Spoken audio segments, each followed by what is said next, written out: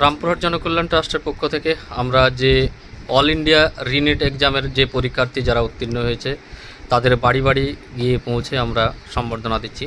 আজকে আমরা চলে এসেছি সেই বনহা গ্রাম, সেই গ্রামে একটা ছেলে, তার নাম হচ্ছে মোহাম্মদ ইমতিয়াজ, যে অল ইন্ডিয়া রিনেট পরীক্ষায় র্যাঙ্ক করেছে বা পাস করেছে। তার মুখ থেকে আমরা শুনে নেব তার এই যে সাফল্য, তার সাফল্যের কাহিনীগুলো। আমরা ইমতিয়াজ ভাইয়ের কাছ থেকে জানতে চাই যে সে কিভাবে পড়ে এই র্যাঙ্ক করেছে এবং আগামী যে ছাত্রছাত্রী আছে যারা পরীক্ষায় বসতে চায় যে বিনা কোচিংয়ে, তারা কিভাবে পড়বে। প্রথমত পড়াশোনাটা ধরেন নিজের উপরেই থাকে। প্রত্যেকের পড়ার টাইম আলাদা থাকে। কেউ হয়তো দিনের বেলায় পড়তে চায়, কেউ রাতের বেলায় পড়তে চায়।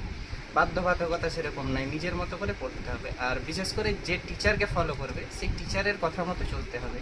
সে যখন বলবে তখন পড়াশোনা করতে হবে। সে যে টাস্কটা দেবে দিনের শেষে যেন সেই টাস্কগুলো কমপ্লিট হয়, এবং সেই টাস্কগুলো করার পরে যেন কোনো কিছু না হয়ে থাকলে সেটা ডাউট নিজের মনের মধ্যে না রাখে।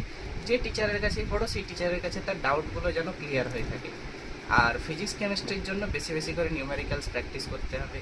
বায়োলজি টোটালটা এনসিআরটি পড়লেই হয়।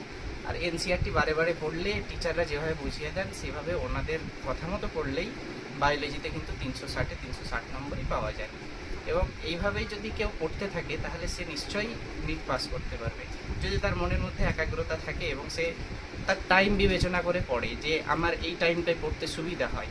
আমি হয়তো কেউ রাত জেগে পড়তে পারে, যেমন আমি বিশেষ করে রাত জেগে পড়তে খুব পছন্দ করতাম। আমি দিনের সকালবেলায় হয়তো অত সকালে উঠতে পারতাম না, কিন্তু রাতের বেলায় রাত জেগে পড়াটাই অভ্যাস ছিল আমার।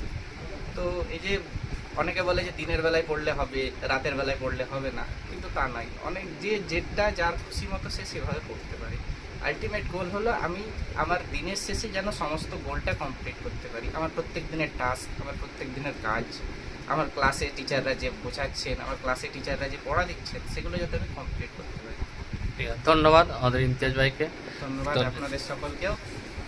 আমরা এসেছি, আমাদের সদস্যায়ন, এটা আমাদের স্যার, আমরা সবাই এসেছি এই ইমতিয়াজ ভাইয়ের বাড়িতে, এই যে আমাদের ট্রাস্টের সদস্যগণ।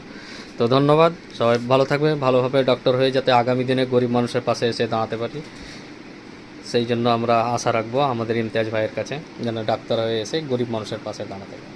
ধন্যবাদ।